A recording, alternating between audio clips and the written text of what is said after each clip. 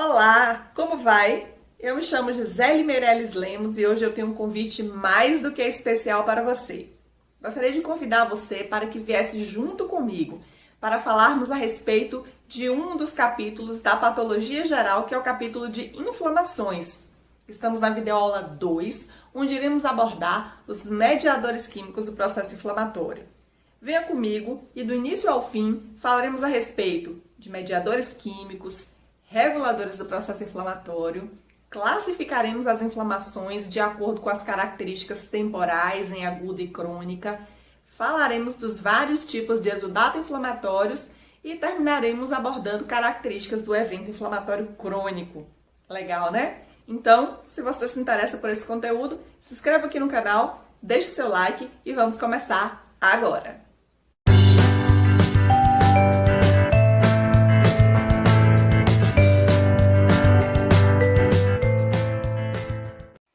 Bem, galerinha, de acordo com o que a gente mencionou na videoaula 1 desse conteúdo, a inflamação é um evento de reação defensiva do organismo, onde estão envolvidos tanto eventos vasculares quanto eventos celulares. Tanto a participação dos eventos vasculares quanto a das células de defesa, eles são dependentes de substâncias químicas. Essas substâncias elas são liberadas e elas vão atuar tanto na alteração do calibre vascular, que vai, gerar as condições para os fenômenos exudativos, quanto também para atrair, para que as células de defesa também migrem e para que essas células de defesa atuem no local do dano. Além das células de defesa, também outros constituintes vão se somar à ação das células de defesa. Proteínas, envolvidas nesse fim, peptídeos e outros elementos que vão aí acabar se acumulando na área e auxiliar nessa atividade de destruir e eliminar possíveis agentes invasores, também elementos inertes, que vão aí permitir as condições para que se retorne à normalidade dos tecidos. Então, as substâncias químicas que fazem parte desse processo se constituem no objetivo de abordagem dessa videoaula e são, principalmente, os mediadores químicos do processo inflamatório e os agentes reguladores do processo inflamatório.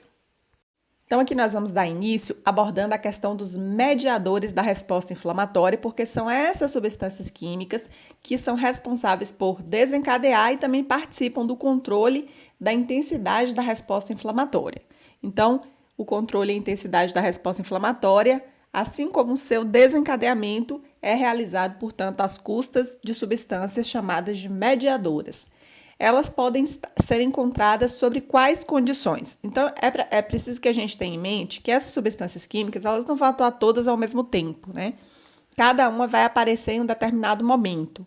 Então, nós temos aquelas substâncias químicas que já surgem ali de imediato, assim que o dano ocorre. Nós temos outras substâncias químicas que, na sequência, vão surgir. E nós temos outras que vão demorar um pouco mais de tempo para poder aparecer, de forma que, dentro de um período de tempo, essas substâncias químicas elas vão gerando o controle para a ocorrência desse processo inflamatório. É importante também que a gente tenha em mente que essas substâncias químicas são muito potentes e elas precisam desencadear um evento e, logo na sequência, elas precisam ser inativadas, porque, como eu mencionei, seu efeito potente é capaz de produzir danos aos tecidos. Então, dessa forma, é necessário que elas sejam capazes de desencadear, mas que o organismo também tenha a capacidade de realizar um controle, de forma que, ao invés de essas atividades serem benéficas para o retorno da normalidade, elas não acabem colaborando e gerando mais danos do que a intenção inicial, que é de promover defesa. Então, para que essas substâncias químicas elas sejam liberadas progressivamente, paulatinamente, o organismo ele se utiliza de uma estratégia, que é a forma como ele disponibiliza esses mediadores químicos.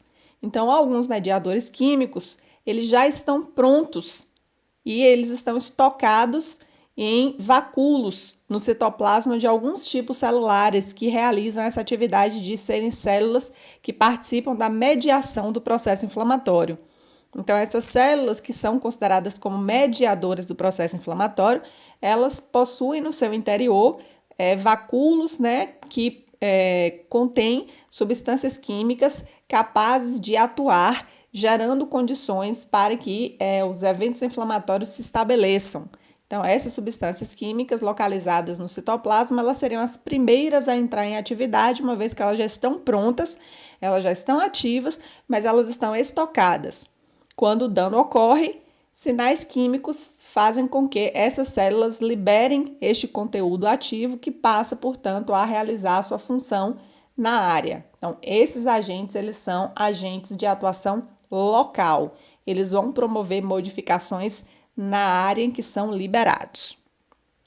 Na sequência, nós vamos ter a ativação de enzimas que estão localizados no plasma. Essas enzimas do plasma seriam os mediadores que vão entrar em atividade na sequência daqueles que já estavam ativos, estocados nos grânulos de células mediadoras do processo inflamatório. Por que elas são a sequência deste evento? Porque estas enzimas elas não estão ativas, mas quando o dano ocorre, o dano provê condições de ativação dessas enzimas, que uma vez inativas são chamadas de pré-enzimas, mas que quando se tornam ativas, são capazes de atuar mediante um esquema de cascata de ativação para fazer com que um agente, operante acabe tendo função importante no processo inflamatório, ou mesmo até a sua própria etapa de ativação nesse sistema de cascatas, gerem intermediários que também realizam a participação nas atividades que vão aí controlar os eventos inflamatórios, seja modificando o calibre vascular, seja ajudando na ativação ou na atração de células de defesa para a área do dano. E na sequência, nós teremos aquelas substâncias químicas que nem estão prontas e muito menos inativas. São aquelas substâncias químicas que atuam posterior ao segundo grupo mencionado, que são aquelas que são sintetizadas durante o processo inflamatório. Então, essas substâncias químicas elas vão aí entrar na sequência porque é necessário que ocorra o dano para que, uma vez o dano ocorrendo, gere as condições para que essas substâncias químicas sejam sintetizadas a partir daí. Então, a sintetização dessas substâncias químicas a partir do dano e que passam também a atuar durante o processo inflamatório seria uma etapa subsequente das substâncias químicas atuando no desenrolar do processo inflamatório. Então, nós vamos falar a respeito desses mediadores e desses reguladores do processo inflamatório, iniciando pelas que estão inicialmente localizadas em vacúolos no citoplasma, ou seja, que já estão aí existindo e que já estão ativas, só necessitando de um estímulo para a sua liberação. Na sequência, vamos falar das pré-enzimas que estão localizadas no plasma sanguíneo, que são sistemas, plasmáticos que participam do evento inflamatório, e vamos concluir aí essa parte dos mediadores e reguladores da resposta inflamatória, abordando aqueles que são sintetizados ainda durante o processo inflamatório. Então, vamos começar aí. Bem, pessoal, o que se acredita é que a vasodilatação e o aumento da permeabilidade vascular, esses eventos que vão ocorrer aí na fase imediata do processo inflamatório, eles são mediados por duas substâncias químicas bem conhecidas, a histamina e a serotonina. Esses mediadores, eles já estão prontos, porém eles estão estocados no interior de grânulos de lisossomos que são liberados em decorrência de estímulos, de danos, apropriadamente. Então, um dano que seja capaz de liberar esse conteúdo de dentro dessas células são danos apropriados. Então, no ser humano, a histamina ela é armazenada principalmente nos tecidos, dentro de grânulos de células chamadas de mastócitos e no sistema circulatório por células circulantes chamadas de basófilos. E no caso da serotonina, eles estão armazenados no interior das plaquetas. Então, as plaquetas elas são responsáveis por armazenar grânulos de serotonina e os mastócitos e os basófilos capazes de liberar a histamina. Essas duas substâncias químicas atuam sobre o calibre vascular gerando as condições de estabelecimento da situação necessária para que a inflamação se estabeleça. Então, vamos aqui nos concentrar, compreender um pouco de como a histamina ela é liberada e como ela vai atuar aí nos tecidos. Então, a histamina é liberada no foco inflamatório, né, através de dano tecidual, ou então se houver a presença de complexo antígeno-anticorpo. Então, quando há a presença de complexo antígeno-anticorpo, ou seja, eventos de resposta adaptativa ou injúria tecidual, os basófilos e os mastócitos, eles liberam aí do interior dos seus grânulos a histamina. E além do que, nós podemos ter também a liberação de histamina na presença de frações de um sistema que existe no sangue, um sistema plasmático, chamado de sistema complemento. Então, existem algumas frações do sistema complemento, as quais são especificamente a fração C3A e a fração C5A, que conseguem também estimular os basófilos e os mastócitos adequadamente para que esses promovam um evento chamado de degranulação. A degranulação dos mastócitos e dos basófilos, eles vão gerar no meio extracelular a atividade da histamina, que exerce as suas funções quando interage com receptores que existem principalmente nas paredes dos vasos sanguíneos. Então, nas paredes dos vasos sanguíneos, nós temos receptores específicos para histamina. E nós temos mais que um tipo de receptor, inclusive. Então, nós temos, na verdade, 3 tipos de receptores, que são os receptores do tipo H1, os receptores do tipo H2 e os receptores do tipo H3. É importante que a gente tenha em mente que a histamina ela vai ter efeitos, às vezes, diferentes quando se ligam em tipos diferentes de receptores, ou então quando se liga mais que um tipo de receptor ao mesmo tempo. Vamos aqui acompanhar na sequência quais são essas ações que estão envolvidas aí com um papel importante no processo inflamatório.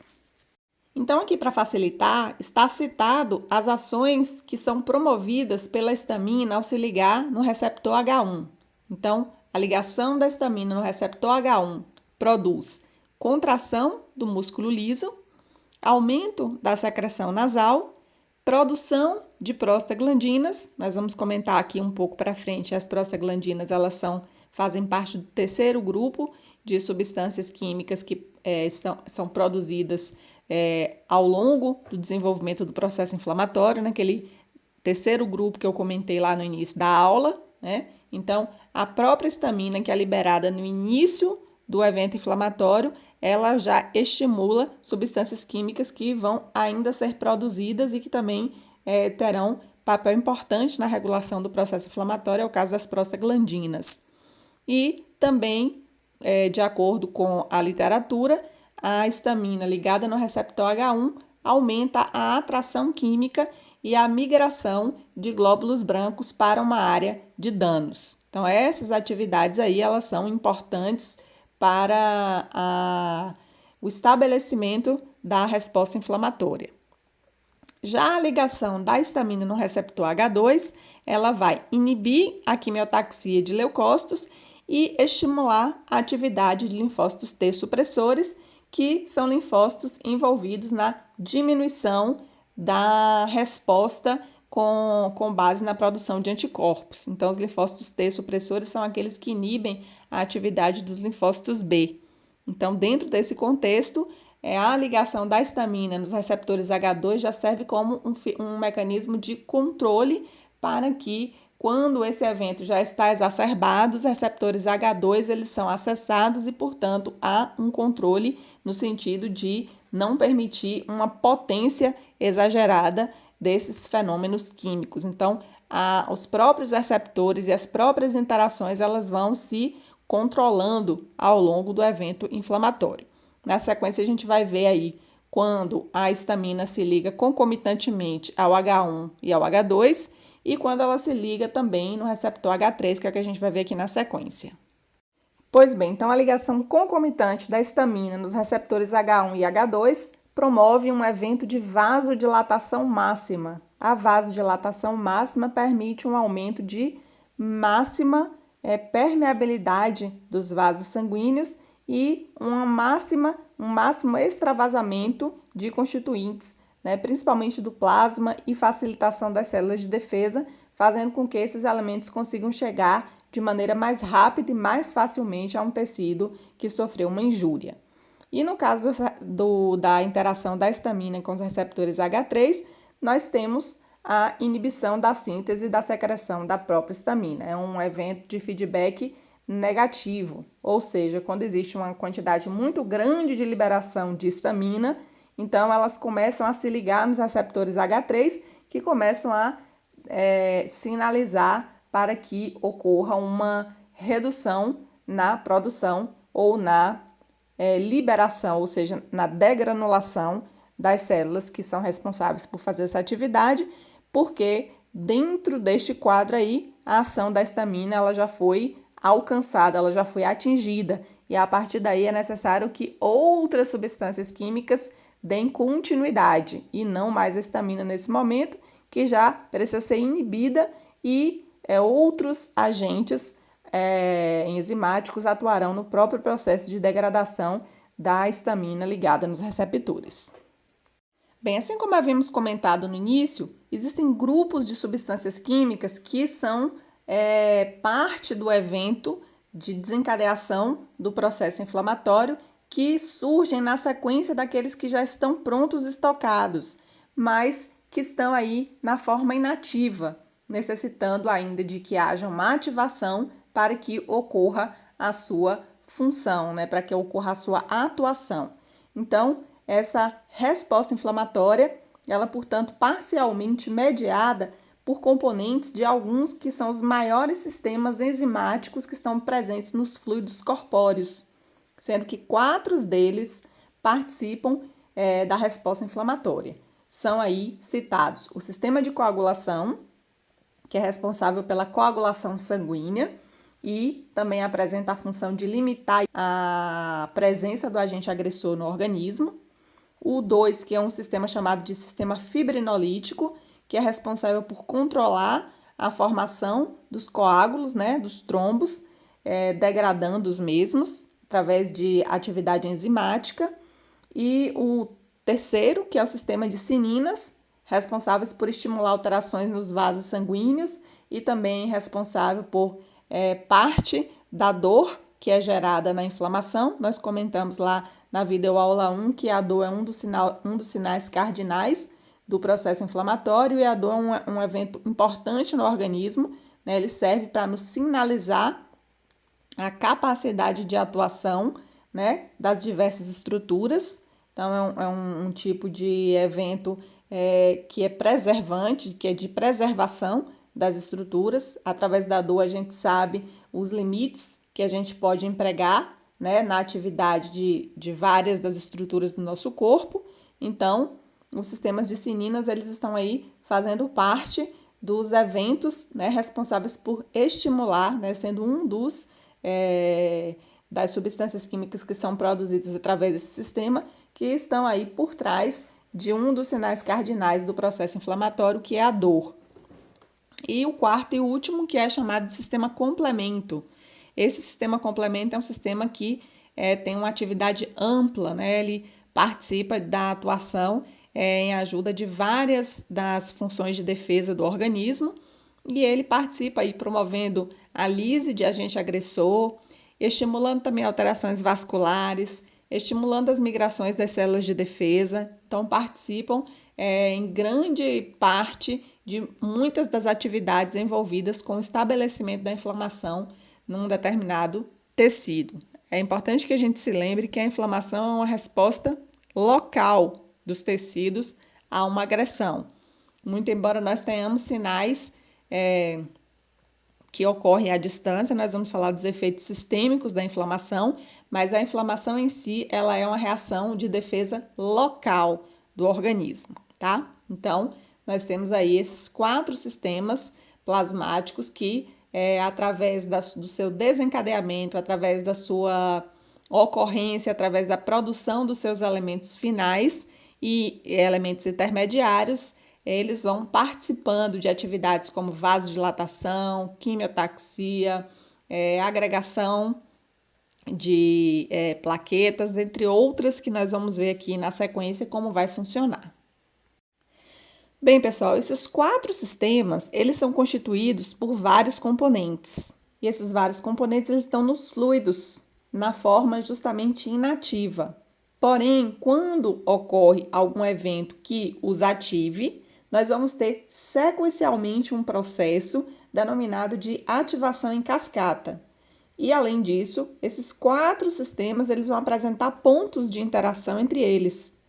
E talvez aí o ponto de interação mais importante seja justamente aquele que envolve o fator 12, que era conhecido anteriormente como fator de Agman, né, que é o fator 12 da cascata de coagulação. Quando esse sistema se ativa, quando esse fator se ativa, ele inicia a ativação sequencial do sistema de coagulação, do sistema de cininas e do sistema fibrinolítico. É importante destacar que o fator 12 se caracteriza por ser uma beta-globulina, que é encontrada no plasma, como eu já comentei anteriormente na forma ativa, e ela se ativa como resultado do contato com colágeno, ou mesmo com complexos imunes, ou mesmo com estruturas presentes em parede bacteriana, como por exemplo os polissacarídeos, ou então com a membrana basal da própria parede vascular. Então, se nós temos um dano a uma célula vascular, um endotélio, a estrutura inativa do fator 12 entra em contato com a membrana, a lâmina basal dos vasos e pode sofrer a ativação, dando, portanto, início aí ao desencadeamento desses sistemas aí que nós comentamos. Então, vamos iniciar a nossa abordagem aqui sobre os sistemas plasmáticos, falando a respeito do sistema de coagulação. Então, o sistema de coagulação, ele tem como objetivo final produzir a fibrina. Então, o produto final do sistema de coagulação é a fibrina, que é o elemento essencial para a formação do trombo sanguíneo.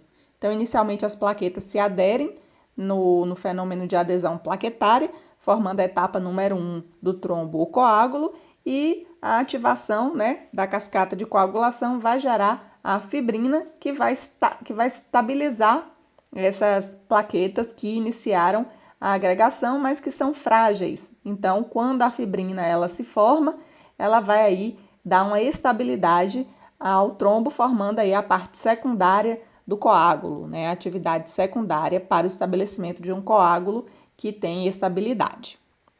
Então, a ativação desse sistema de coagulação ele pode aí ser desencadeado, como nós comentamos, pelo fator 12, quando ele é ativado.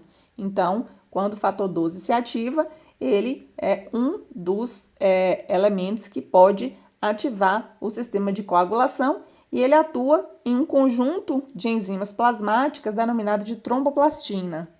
A tromboplastina, uma vez ativada, converte a protrombina em trombina. A trombina ativada transforma o fibrinogênio em monômeros de fibrina, os quais aí se organizam em filamentos, originando o que nós denominamos de polímeros. Os produtos que são gerados na ativação do sistema de coagulação apresentam propriedades que são chamadas de propriedades pró-inflamatórias. E na sequência vamos falar a respeito do sistema fibrinolítico. Então, a função mais importante do sistema fibrinolítico é dissolver os trombos que são formados por polímeros de fibrina, que nós comentamos aqui no sistema passado, através da ativação do sistema de coagulação.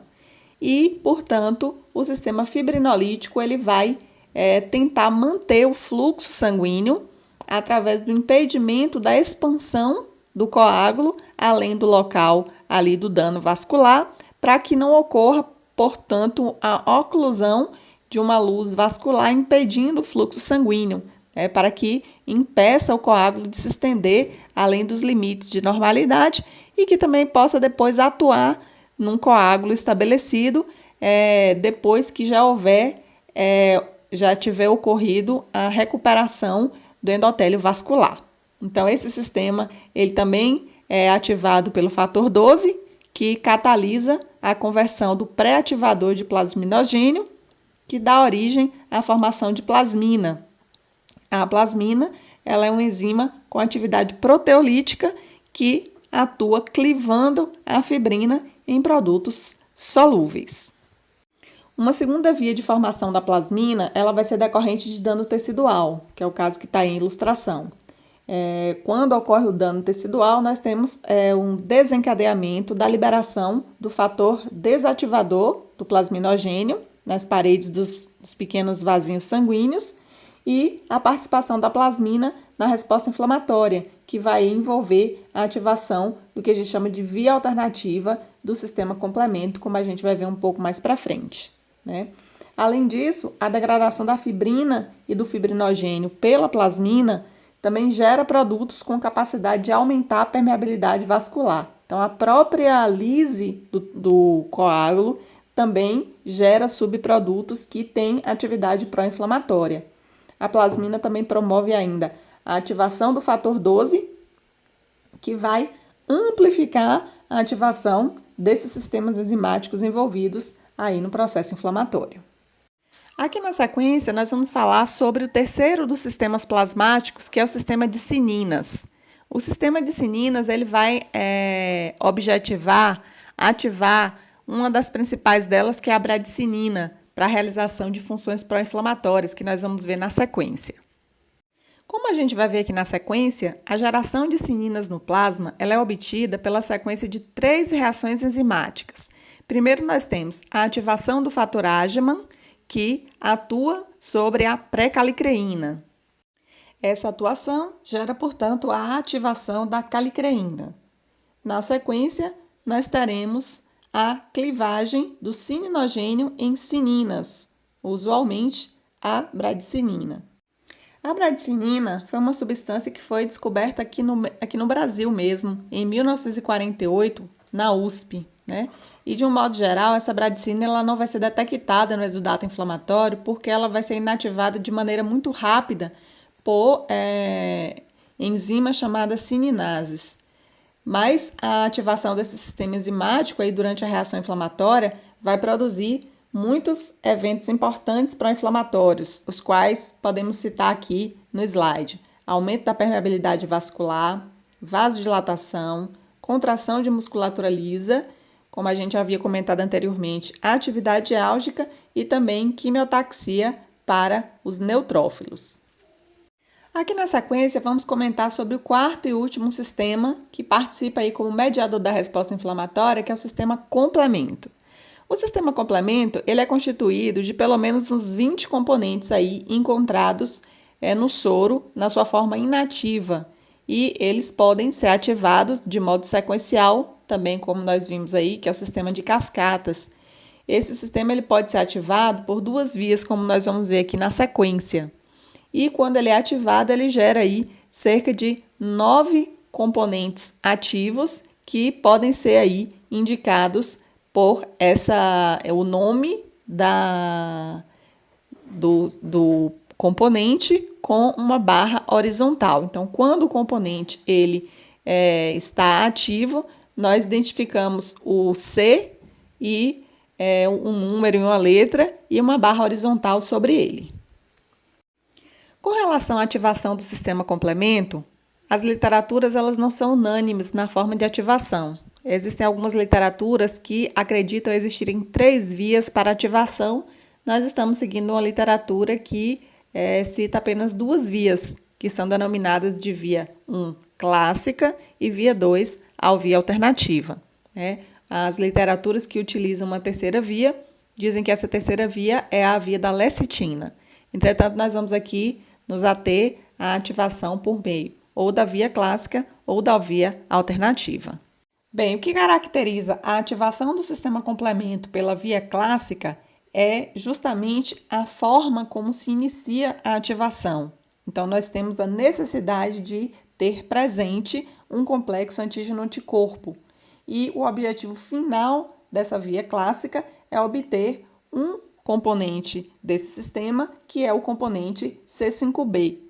Esse componente C5b ele é importante por colaborar com o estabelecimento na membrana do agente invasor, da célula invasora, de uma estrutura que é um poro, que a gente chama de complexo de ataque à membrana. Esse poro ele torna o micro-organismo susceptível a perder elementos do seu meio interno para o meio externo, inviabilizando a sua vida. Já a via alternativa de ativação do sistema complemento, ele tem início a partir do componente C3, que é ativado geralmente por estruturas que são chamadas de lipopolissacarídeos, que estão presentes na parede de bactérias, ou então por enzimas de outros sistemas. Então, se nós tivermos, por exemplo, a plasmina, a trombina, enzimas lisossomais, elas também podem ajudar na ativação da via alternativa. Essa via alternativa, em contraste com a via clássica, ela não envolve interação com o complexo antígeno-anticorpo. Então, nós não precisamos ter resposta do tipo adaptativa. Então, não requer a resposta imune estabelecida. E os produtos gerados durante esse processo de ativação do sistema complemento apresentam aí várias atividades sobre a resposta inflamatória, como a gente vai ver aqui na sequência. O elemento C2 ativo, por exemplo, ele tem efeito semelhante a das cininas, que nós já comentamos no sistema passado. O sistema C3b, ele atua na opsonização e na secreção de plaquetas. Nós vimos que a opsonização é um evento importante para que as células fagocitárias realizem a internalização de agentes que precisam ser englobados e destruídos. E lá no momento que nós estávamos lá na videoaula falando de opsonização, nós citamos aí o C3b como uma importante opsonina. O C3a atua aí na degranulação de mastócitos, que nós já comentamos aí todas as atividades dos mastócitos relacionadas à mediação do processo inflamatório. E o C5a, que atua na liberação de enzimas lisossomais, na liberação também de histamina, que é um vasodilatador, de leucotrienos, que é um regulador do processo inflamatório, e também em uma ação de atração de células fagocitárias para uma área de lesão. Então, todas essas atividades aí são atividades pró-inflamatórias locais que se estabelecem aí com a participação desses elementos ativos do sistema plasmático, que é o sistema complemento. Então, concluindo essa abordagem sobre esses sistemas plasmáticos, é importante que nós fechemos esses conceitos, relembrando a importância, da ativação desses 4 sistemas enzimáticos. Eles são importantes para manter a integridade do organismo como um todo.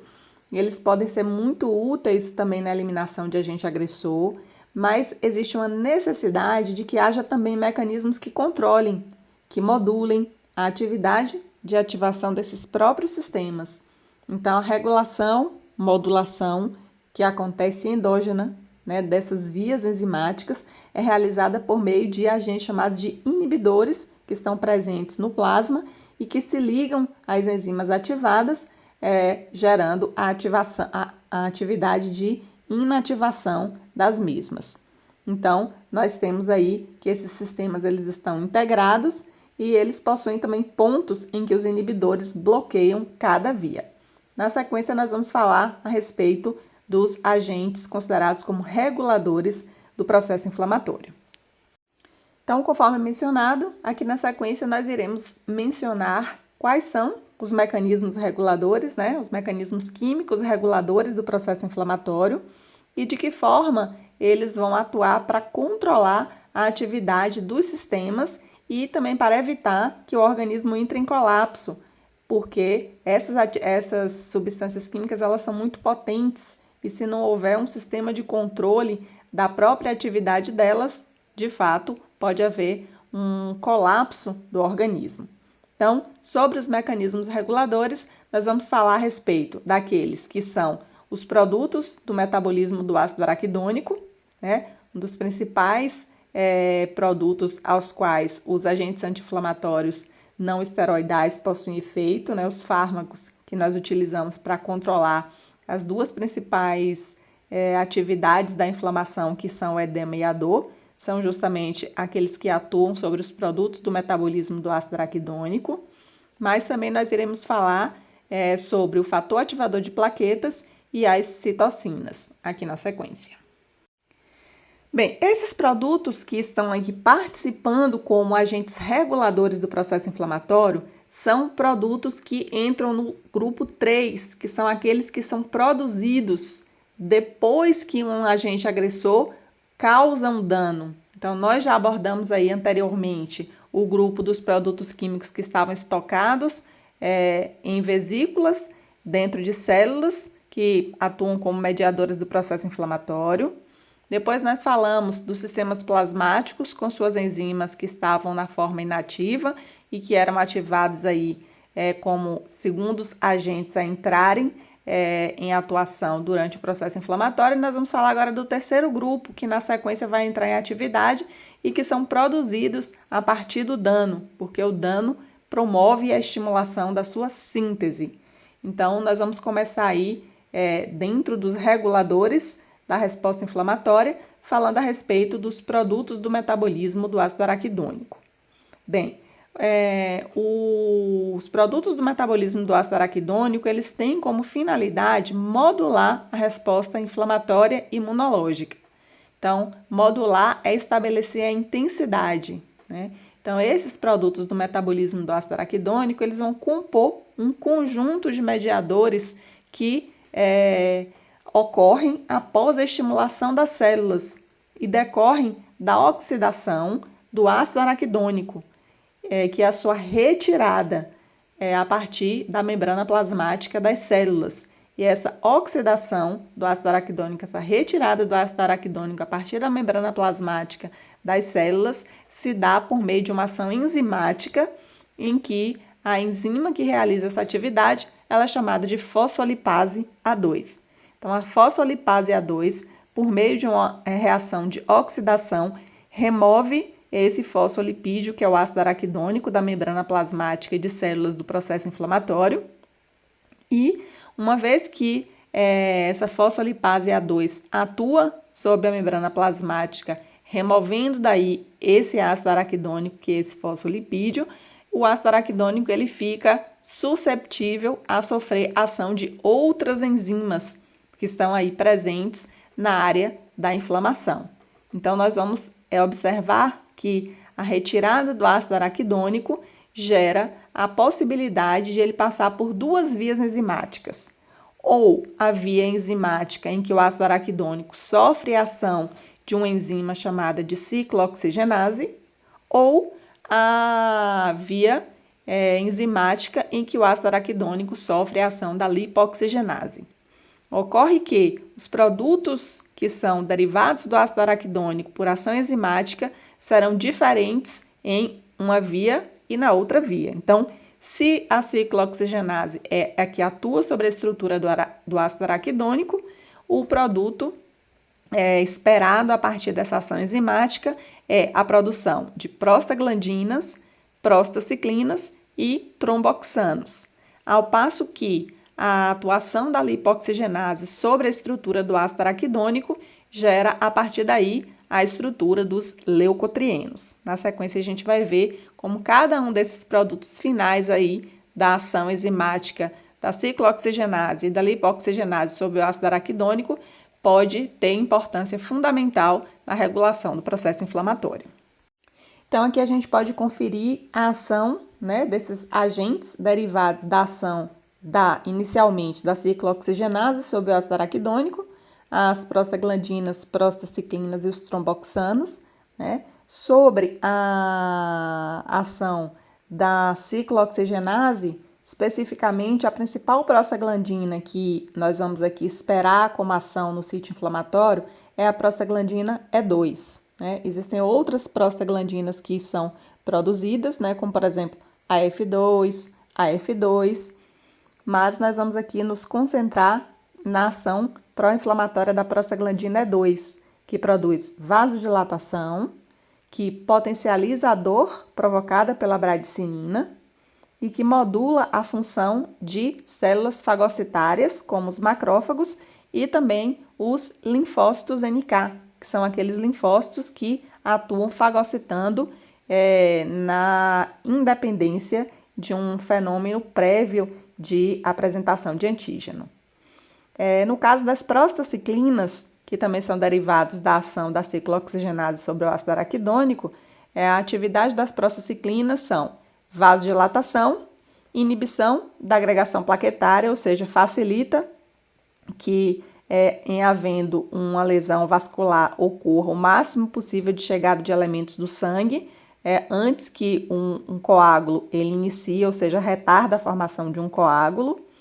E também nós temos para aí modular a produção, balancear a ação das prostacyclinas, a produção do tromboxano, especificamente o tromboxano A2, que produz atividades opostas das prostacyclinas, no caso, a vasoconstricção e a agregação plaquetária, ou seja, estimula a formação do trombo. Então, a depender da necessidade na área, nós podemos ter um destaque maior para a atividade de prostacyclinas ou uma atividade maior para a atividade do tromboxano A2.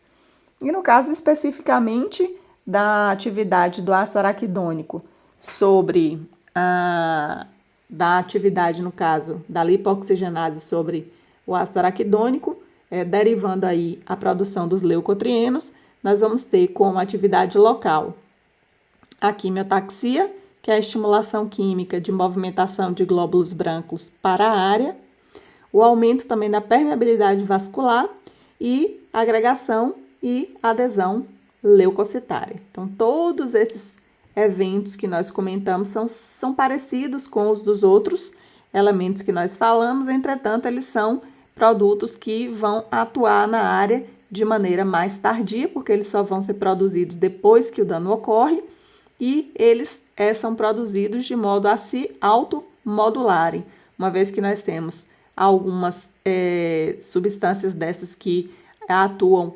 estimulando uma determinada atividade, enquanto outros atuam inibindo esta mesma atividade. Mas lembrando que esses efeitos que estão aqui mencionados são todos efeitos esperados para que ocorram localmente, ou seja, lá aonde o agente que causou o dano está realizando a sua ação. O ácido araquidônico não é o único fosfolipídio de membrana que está susceptível à ação da fosfolipase A2. Existe um outro fosfolipídio que também participa da resposta inflamatória e é denominado de fator ativador de plaquetas, também é denominado pela sigla PAF, de Platelet Activation Factor. Então, o PAF ele é um fosfolipídio de membrana que é sensível à mesma enzima que atua sobre o ácido araquidônico, que é a fosfolipase A2. Então, portanto, ele não é estocado nas células, mas ele fica aí presente como um precursor inativo ligado à membrana e que é retirado pela atividade da fosfolipase A2. O PAF, ele promove, entre outros, os seguintes efeitos que a gente vai citar aqui na frente, que ocorrem durante a resposta inflamatória. Ação de ativação e agregação plaquetária, aumento de permeabilidade vascular, influxo de neutrófilos e eosinófilos, ativação de fagócitos, ou seja, células que realizam englobamento e destruição, que é a fagocitose, e produção de interleucina 1 pelo endotélio. A interleucina 1, como nós veremos aqui na sequência, é uma importante citocina que também atua como mediador, regulando o processo inflamatório. É importante que se diga que essas atividades também aí citadas, que são realizadas pelo fator ativador de plaquetas, são todas atividades com ação esperada localmente. Aqui na sequência, nós vamos falar sobre as citocinas. As citocinas são uma família de peptídeos sintetizadas por vários tipos celulares, mas principalmente destaco aí o papel dos monócitos e dos linfócitos no papel de síntese desses peptídeos, que são citocinas, e quando os monócitos são os produtores dessas citocinas, nós denominamos elas de monocinas, e quando são os linfócitos, nós denominamos elas de linfocinas. Tal a importância, e a frequência com que essas células nos eventos inflamatórios realizam esse tipo de síntese. Existem vários tipos de citocinas, mas nós vamos aqui nos concentrar a destacar o papel dessas duas que a gente considera mais como principais citocinas pela ampla gama de funções que essa citocina ela é capaz de desencadear. E eu estou me referindo à interleucina 1 e ao fator de necrose tumoral. Então, essas duas citocinas, elas são muito importantes e a gente vai ver por quê. Então, vamos começar aqui falando da importância da interleucina 1, por exemplo. Então, ela pode ser produzida por praticamente todas as células nucleadas que estão presentes no foco inflamatório. Então, além dos macrófagos e dos linfócitos, que nós já citamos como principais células responsáveis pela síntese de citocinas, no caso da interleucina 1, ela pode ser produzida por neutrófilos, por células que compõem a parede dos vasos sanguíneos, até por fibroblastos. Então, ela se apresenta em duas formas moleculares, a interleucina 1, e ela é capaz de ativar a própria célula que produziu o seu efeito. Então, esse tipo de sinalização nós denominamos de sinalização autócrina, né, que é quando a célula tem receptores para sinalizadores que ela mesma produz. E também esses sinalizadores eles são capazes de se ligar em receptores de células vizinhas, num tipo de sinalização denominado de sinalização parácrina. E também a interleucina pode ir atuar em outros órgãos distantes, né, em um tipo de sinalização que ocorre de modo à distância, que é um tipo de sinalização que nós denominamos de endócrina.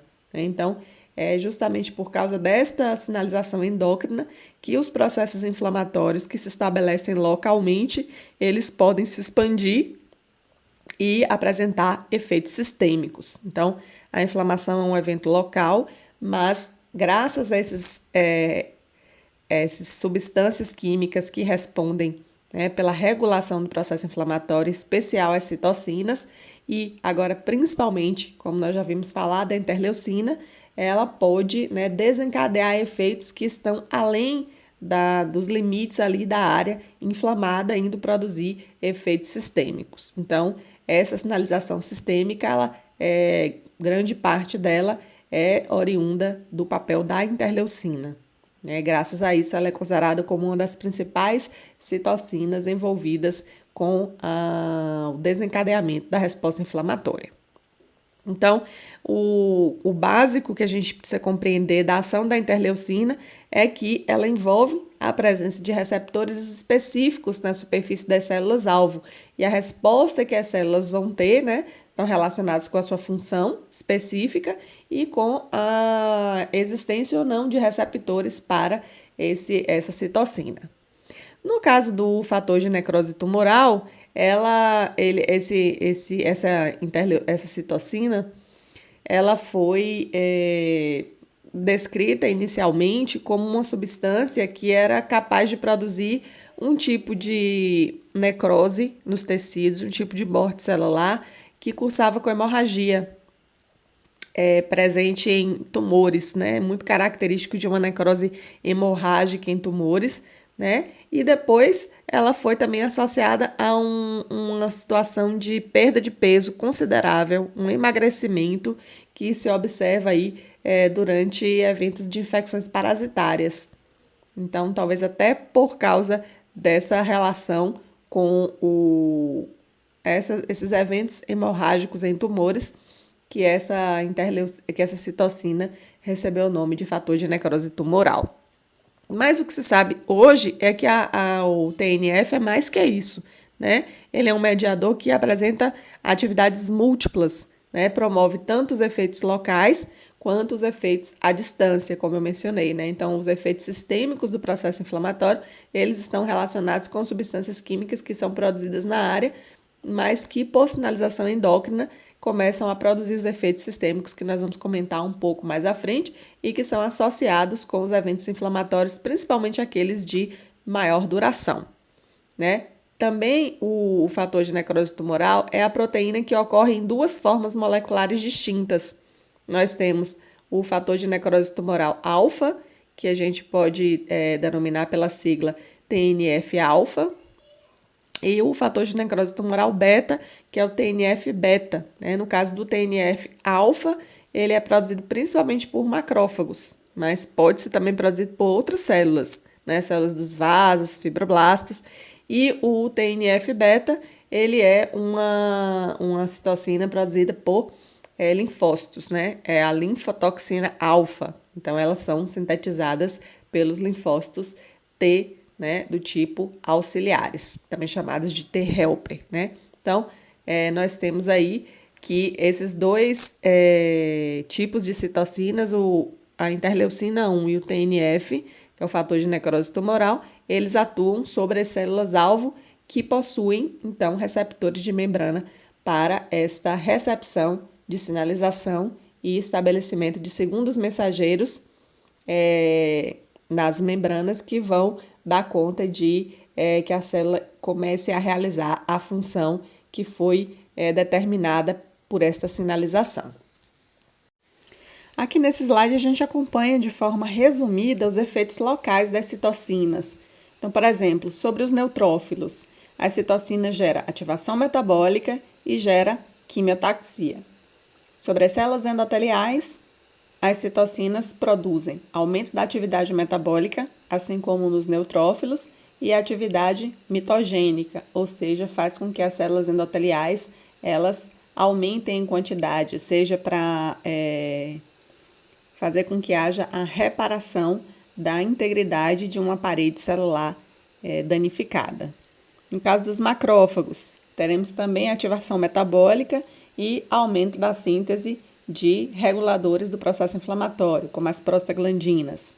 Nos linfócitos B, aumento de proliferação, geração de população clone e também produção de anticorpos, ou seja, transformação de linfócitos B em plasmócitos para que esses produzam anticorpos e façam com que a resposta humoral ela se estabeleça. Sobre os fibroblastos, aumento da atividade metabólica e também a atividade mitogênica. Então, aumenta o número de fibroblastos para produzir mais matriz extracelular para reparar uma área de danos da matriz que foi destruída. E sobre os linfócitos T, aumento da produção de linfocinas, ou seja, faz potencializar o efeito das próprias citocinas. Aqui, como já havíamos comentado, os efeitos sistêmicos que são oriundos da ação da sinalização endócrina das citocinas. Então, esses efeitos sistêmicos eles podem ser definidos em 4 tipos. O primeiro deles é a febre, né, que é o aumento da temperatura corpórea, que está associado com uma potencialização do efeito das células de defesa do corpo e suas enzimas sobre os agentes invasores. Também uma estimulação das células progenitoras lá na medula óssea a aumentar a atividade de aumento do número de células, de crescimento celular de células, principalmente da linha de defesa, que é a hematopoese. Também está associada com gasto, né, de gordura, né, de gasto energético na forma de gordura, que é a lipólise, relacionada com eventos de perda de peso associadas a inflamações relacionadas a algumas causas específicas, né, mais comumente, e também da liberação de determinadas proteínas que nós chamamos de proteínas de fase aguda, como é o caso, por exemplo, da proteína C reativa, que é encontrada em eventos inflamatórios agudos, quando nós fazemos a sua dosagem no plasma sanguíneo. Bem, pessoal, chegou a hora de nós fazermos a classificação do processo inflamatório. Inicialmente, nós tínhamos feito uma distinção, das inflamações de acordo com o tempo de duração delas, falamos a respeito da classificação em inflamações agudas e inflamações crônicas, e vimos que, do ponto de vista morfológico, nas inflamações agudas predominam fenômenos chamados de exudativos, ao passo que nas inflamações crônicas, morfologicamente, predominam os eventos ditos produtivos.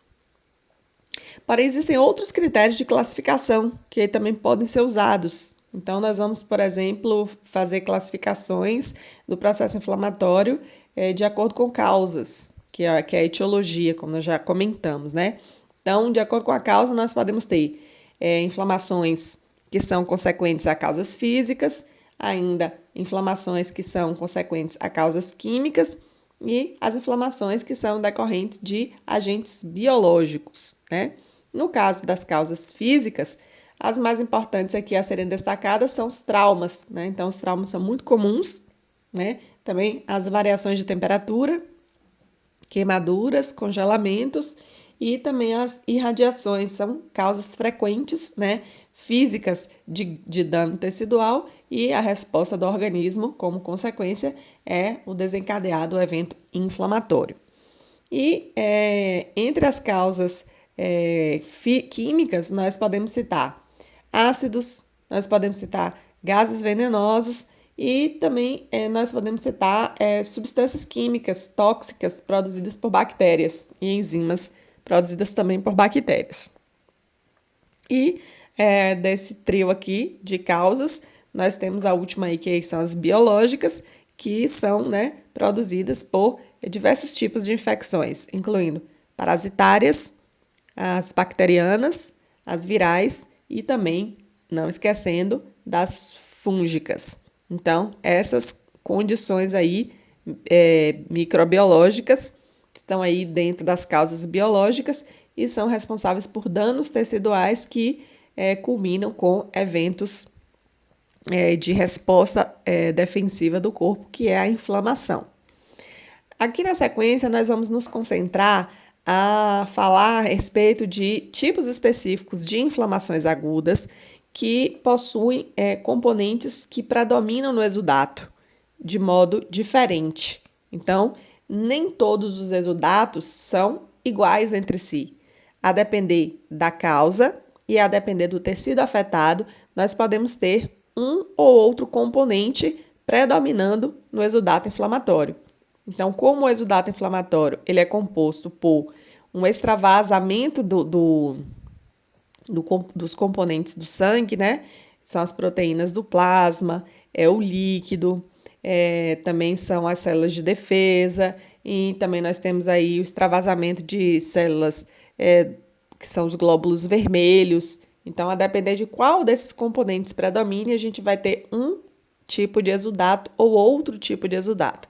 Então, nós podemos encontrar 4 possibilidades de exudato nas inflamações agudas, que são os exudatos serosos, os exudatos fibrinosos, os exudatos purulentos e os exudatos hemorrágicos. Então, nós vamos ver quais são as características de cada um desses exudatos, que são, né, tipos de eventos inflamatórios agudos em que vai haver o predomínio de um ou outro elemento que está aí presente no exudato inflamatório. Bem, então, conforme mencionamos aí, as inflamações agudas, elas também podem ser classificadas de acordo com as características do seu exudato. Então, conforme o tipo, né, a intensidade e também a duração que exista da agressão sobre o organismo, pode haver maior alteração ou menor alteração no que diz respeito à permeabilidade vascular. E se houver uma maior duração da permeabilidade vascular, nós teremos aí uma variação para mais da proporção de elementos do exudato que são constituídos por constituintes líquidos. Então, quando o exudato ele é predominantemente constituído por líquido, nós dizemos que essas inflamações são denominadas de inflamações serosas. Essas inflamações serosas são principalmente observadas nas cavidades pré-formadas do corpo. Então, cito aqui o pericárdio, o peritônio, mesmo as cavidades articulares.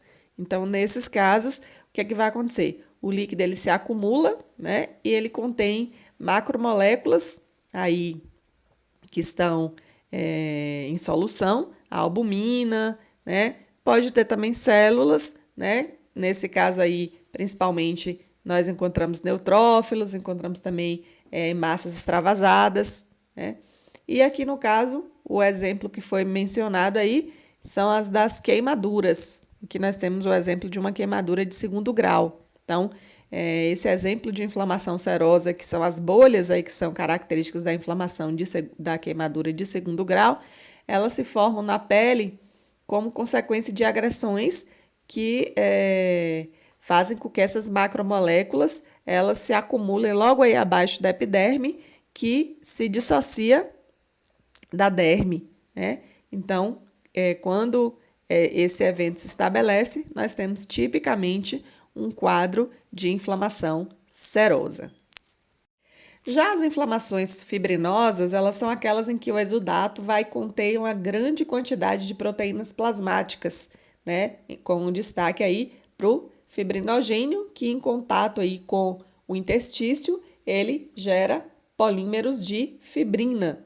E a fibrina, quando se deposita sobre as superfícies serosas e mucosas, elas vão favorecer, por exemplo, a migração de neutrófilos, de macrófagos, que caminham sob esse arcabouço, né, de fibrina e conseguem com mais facilidade chegar até o local onde eles vão realizar suas funções. Então, essa deposição, né, que se dá de fibrina, ela ocorre principalmente em forma de camadas e confere um aspecto que é bem característico e permite um diagnóstico macroscópico bem seguro de inflamações ditas fibrinosas. No caso de inflamações fibrinosas que se estabelecem em mucosas, nós temos um padrão um pouco diferente, né?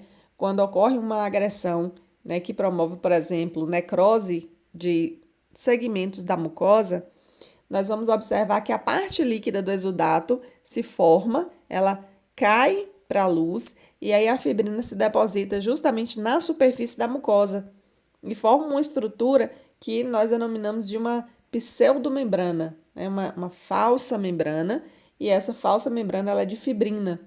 E pelo segmento necrótico com a mucosa, ele se desprende facilmente do tecido que está abaixo. Então, essa pseudomembrana caracteriza inflamações ditas pseudomembranosas. Ela é observada em inflamações que ocorrem, por exemplo, na faringe, com áreas de necrose na faringe, no tubo digestivo também. Aqui nessa sequência nós temos inflamações cujo exudato ele se caracteriza por ser predominantemente hemorrágico. Então, quando o exudato contém um grande número de hemácias, nós dizemos que esse tipo de evento ele é um exudato hemorrágico. E isso ocorre principalmente quando o comprometimento vascular do tecido danificado ele é grave. E aí as hemácias passam a constituir esse elemento dominante do exudato. Tá? Então, essas inflamações elas são comuns, por exemplo, em tecidos que têm o parênquima mais frouxo, como por exemplo o parênquima pulmonar. No caso aqui em questão, nós temos um exemplo de área hemorrágica nos túbulos renais. Então, nós vemos um extravasamento de hemácias ocupando aí o espaço dos túbulos. Agora, quando predomina no exudato grande número de neutrófilos, aí nós dizemos que a inflamação é denominada de purulenta ou também de supurativa. Esse tipo de inflamação ela é muito produzida por agressores principalmente biológicos, especificamente no caso de infecções bacterianas, com bactérias do tipo Staphylococcus, por exemplo. Então, essas substâncias químicas que são produzidas em grande quantidade, eles são fatores potentes que atuam como quimiotáticos justamente para essas células fagocitárias, que são os neutrófilos, a nossa primeira linhagem de células de defesa a chegarem no local, mas esses eventos que são liberados por bactérias, eles são muito potentes para os neutrófilos, então eles aí vêm realmente em uma quantidade que está bem marcada, e aí como consequência produzem essa exudação rica nesse tipo celular. A presença de um grande número de neutrófilos vai resultar na liberação local de uma grande quantidade das enzimas contidas nos lisossomos dessas células e também nos seus grânulos específicos. Então, essas enzimas líticas, elas são lançadas para o meio extracelular. Então, os neutrófilos, eles fagocitam parte, né, dos micro-organismos, entretanto, como existe uma quantidade grande, geralmente micro-organismos, para a quantidade de células de defesa que chegam na área, então geralmente os neutrófilos eles utilizam dessa estratégia de produzir um grande caos local a partir do extravasamento, da degranulação de enzimas líticas, e essas enzimas líticas, quando elas são lançadas para o interstício, ela vai produzir uma destruição geral tanto dos micro-organismos quanto dos tecidos adjacentes. Esse tipo de dano produzido, é um tipo de padrão de morte celular que nós chamamos de padrão de necrose liquefativa. E essa necrose liquefativa ela resulta justamente da digestão dos agentes invasores, não só destes, mas também dos tecidos que estão aí infectados e das próprias células inflamatórias. É como se fosse uma atividade de autodestruição também, porque essas enzimas, ao serem liberadas, acabam por destruírem a própria célula que realizou a sua extrusão. Então, esse tipo de evento produz esse tipo de necrose liquefativa que vai culminar com a presença de um tecido liquefeito que nós chamamos de pus, né? Que confere também o nome do exudato como sendo um exudato supurativo ou purulento a esse tipo de inflamação. As inflamações ditas purulentas ou supurativas, elas podem se desenvolver também como tipos especiais.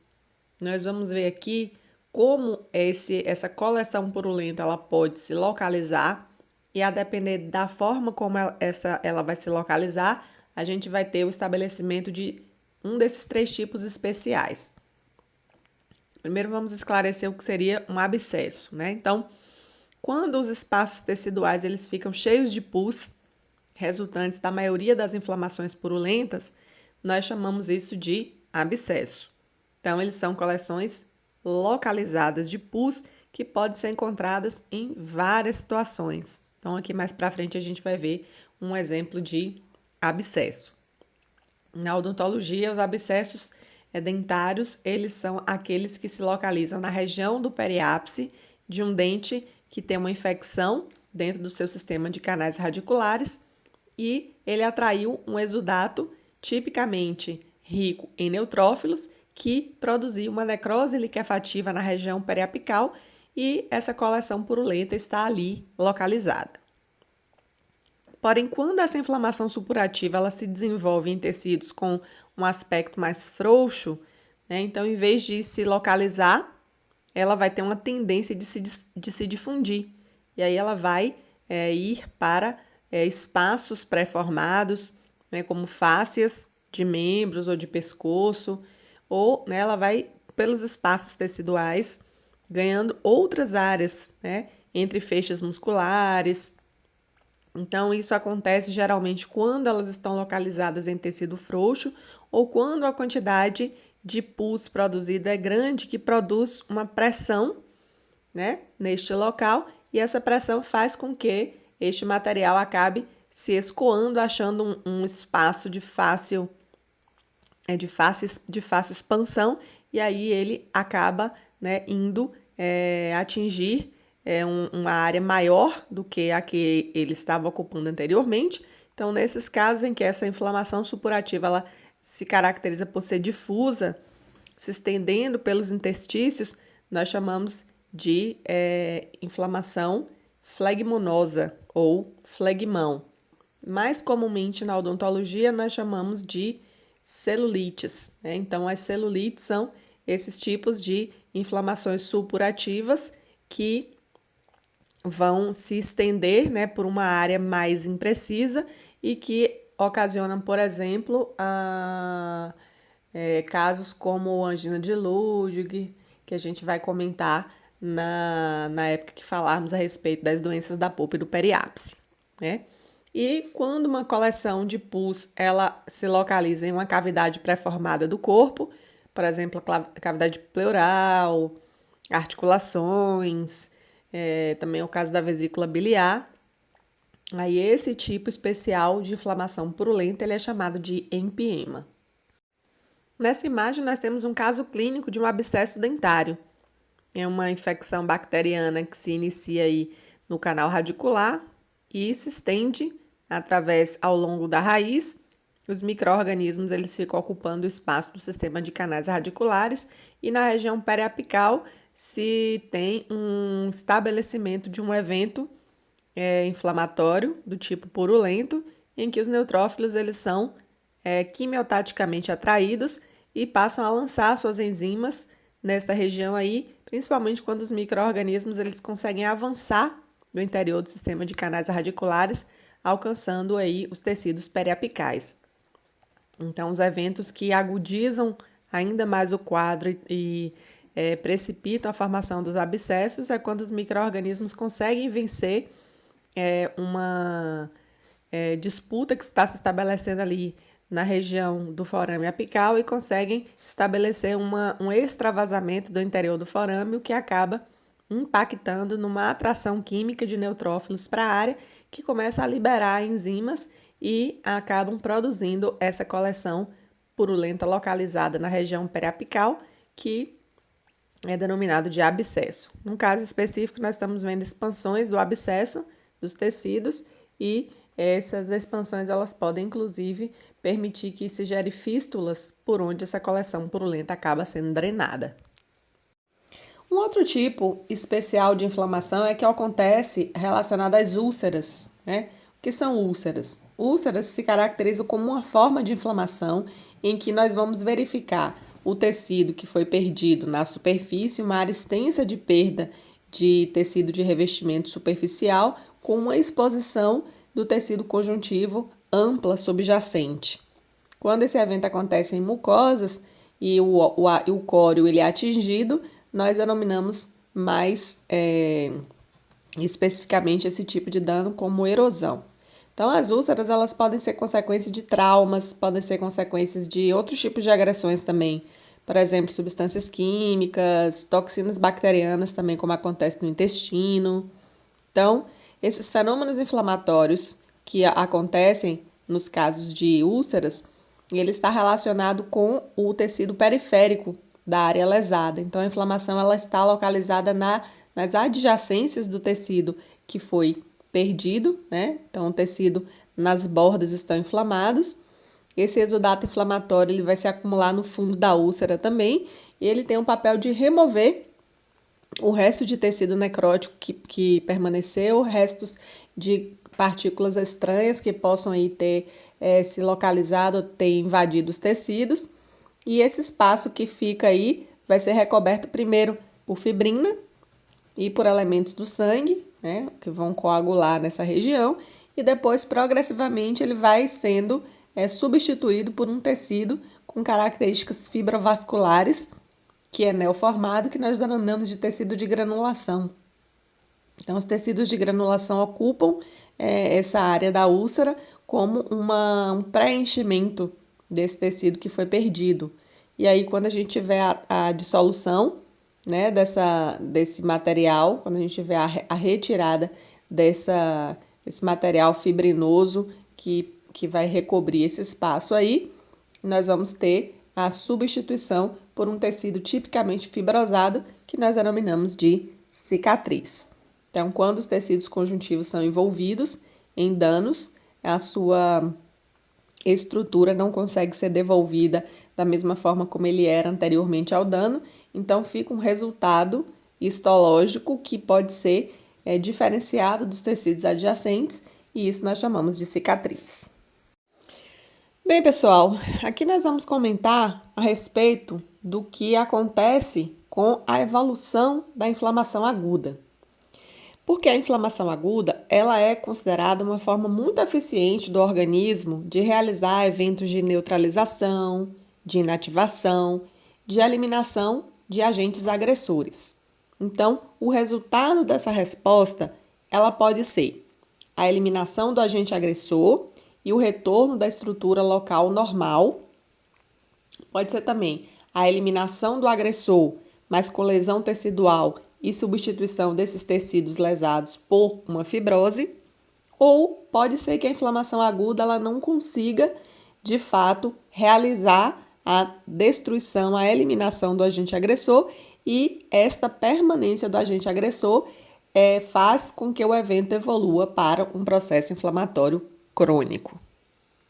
Então, nas inflamações causadas por pequenas agressões, como por exemplo uma picada de inseto, então o que a gente vai ter? Uma vez quando se dilui ali aqueles produtos que o inseto inocula, né, e que se inativa os mediadores químicos, nós vamos observar que vai haver uma cessação dos fenômenos de vasodilatação e que a permeabilidade vascular, que inicialmente foi alterada, ela volta à sua condição de normalidade. e esse exudato remanescente ele acaba sendo drenado pelos capilares linfáticos e aí, em pouco tempo, questão de horas, tudo pode voltar à sua condição de normalidade. Porém, quando nós temos a presença de supuração, aí nós vamos ter uma condição mais especial, né, em que vai ser necessário eliminar o pus para reparar o dano causado. Então, o pus ele pode ser eliminado ou por drenagem natural, que aí demora um pouco mais de tempo, ou então ela pode ser acelerada por uma remoção cirúrgica, por exemplo, no caso de um abscesso. Para os danos maiores, né, quando a agressão determina a perda de tecidos, nós vamos ter um preenchimento do espaço por um tecido de granulação, como já mencionamos, no caso aí das úlceras, mas não apenas por úlceras. Danos em que nós temos uma destruição grande de tecidos e o tecido conjuntivo está envolvido, então nós vamos ter este preenchimento desse espaço por esse tecido de granulação. Então, nos primeiros momentos, nós vamos ver os macrófagos fagocitando os restos teciduais que estão destruídos e vai logo se iniciar uma proliferação de novos vasos, de fibroblastos jovens, que vão se dirigir para o sítio da lesão e começar a produzir a matriz extracelular. Então, é esse conjunto, né, formado por vasos que estão se neoformando. Então, existem fatores de crescimento para estimular uma neoformação vascular, um cortejo celular aí de fibroblastos e também uma mistura aí também de células inflamatórias, aí principalmente macrófagos, linfócitos e plasmócitos, constitui um evento que nós chamamos de tecido de granulação. Nós já temos células do quadro crônico, entretanto, é pela complexidade da quantidade de estruturas que têm que ser arregimentadas para que se consiga restabelecer o preenchimento desse espaço. Então, este evento terminal ele vai ser representado pelo progressivo desaparecimento desse infiltrado, né, que tem como característica ser linfocitário e plasmocitário, e os vasos sanguíneos pela deposição também de fibras colágenas. E aí, no fim do tempo, nós vamos ver o resultado final, que é a cicatriz fibrosa nesse local da lesão.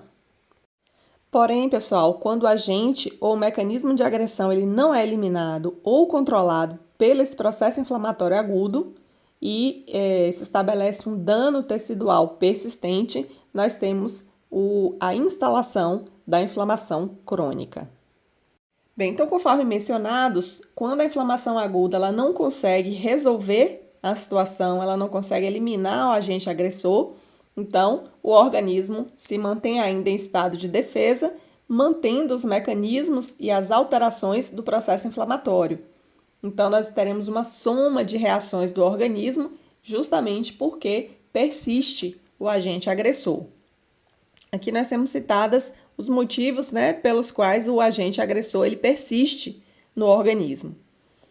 Quando, por exemplo, existem corpos estranhos que o organismo não consegue, com os seus mecanismos estabelecidos no quadro agudo, resolver e destruir. Quando nós temos uma quantidade muito grande de coleção purulenta, principalmente aqueles que estão localizados mais profundamente, que são mais difíceis de serem drenados, ou então quando o agente agressor invade as células do hospedeiro. Aí, nesse caso, ele cria-se um tipo de localização em que ele fica ali protegido do reconhecimento pelas células de defesa e acabam produzindo uma condição que se prolonga no tempo, que se caracteriza pelo quadro inflamatório crônico. Bem, do que nós podemos citar acerca da caracterização da inflamação crônica é, inicialmente, uma persistência das alterações inflamatórias agudas, uma congestão vascular, ainda algum aumento de permeabilidade, uma presença de algum exudato inflamatório. E aí nós vamos ter outras características que vão se somar, né? Então, nós vamos ter uma proliferação de células de defesa nessa fase proliferativa, com um aumento local de vasos sanguíneos, que vai permitir que todos os eventos que vão se estabelecer aí tenham potencial, graças a uma oxigenação e uma chegada de nutrientes adequados para que as células possam realizar suas funções. Então, esse aumento local de vasos, que nós chamamos de neoformação vascular ou neoangiogênese, é típico do quadro inflamatório crônico. Também uma proliferação de células típicas do quadro crônico, linfócitos, monócitos. Nós vamos ter os fenômenos de produção de um tecido jovem, um tecido conjuntivo, que vai aí se caracterizar por uma densidade de fibras, né? Com as fibras tentando garantir sustentação para as novas defesas inflamatórias. E nós vamos ter, portanto, localmente estabelecido um tecido de granulação. Ao mesmo tempo, as células do tecido ou órgão inflamado, aquelas, obviamente, que são capazes de realizarem multiplicação celular e que tiverem permanecido viáveis, ou seja, que não tenham sofrido danos irreparáveis, elas começam a se multiplicar numa clara tentativa de restabelecer, né, a estrutura tecidual original, porque essas células elas desempenham funções que são importantes para o organismo como um todo. Então, isso vai ser uma tentativa de visar normalizar a função do órgão. Então, em geral, essa inflamação crônica ela tem um início gradual e ela vai tendo uma duração que vai se prolongando. Porém, o que nós vamos, né, ter como características é que os sinais e os sintomas do processo inflamatório crônico, eles parecem-se menos graves do que aqueles vistos na inflamação aguda. Vamos concluir a nossa abordagem aqui falando a respeito da classificação dos processos inflamatórios crônicos. Isso porque a proporção relativa desses componentes das inflamações crônicas, eles variam muito, né? E eles variam de acordo com o agente etiológico, também com a resposta do hospedeiro, e por isso nós conseguimos identificar padrões que fazem com que a gente consiga classificar. Então, nós vamos classificar as inflamações crônicas como aquelas que são ditas específicas. Então, as inflamações crônicas específicas, elas são aquelas que nós identificamos presente nela o agente causal com mais facilidade. Esse agente que persistiu aí, ele se encontra rodeado pelo componente de defesa do organismo. Então, quando os elementos da reação eles vão se dispor, né, formando acúmulos, como se fossem nódulos, que têm uns limites que são mais fáceis, são mais precisos, né, de serem identificados, eles são chamados de granulomas. Então, as reações crônicas específicas são os granulomas. E nelas nós vamos ver que as células que predominam são as células do quadro crônico, os macrófagos, principalmente. Este processo ele não tem tanta vascularização, porque ele vai ser um tecido neoformado mais fibroso, menos celularizado. E esse termo aí específico, ele origina justamente do conceito de que essa morfologia e essa disposição dos componentes do granuloma são mais que suficientes para que a gente possa dizer qual é a causa, né? Sugerir a etiologia, porque a gente vai encontrar ali no tecido o agente que produz a lesão. A gente vai encontrar no centro do granuloma o agente responsável pela lesão.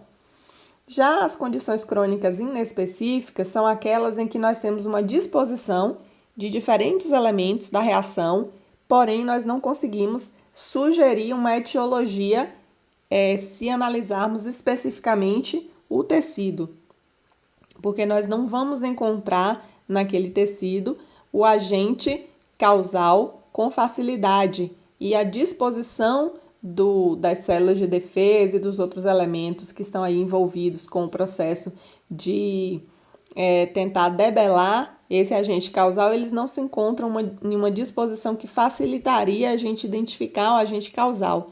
Então, essa reação ela é mais feita por um exudato inflamatório que vai ser rico em linfócitos, por exemplo, né? Proliferação de vasos neoformados, tecido conjuntivo fibroso.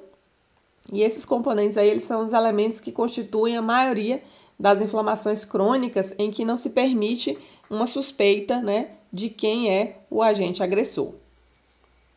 Bem, galerinha, estamos chegando ao fim do nosso capítulo de inflamação. Abordamos esse conteúdo em 2 videoaulas. Espero que você tenha gostado. E se gostou, não esquece de deixar seu like E volte, da próxima vez iremos abordar outros capítulos da patologia. Você é meu convidado especial.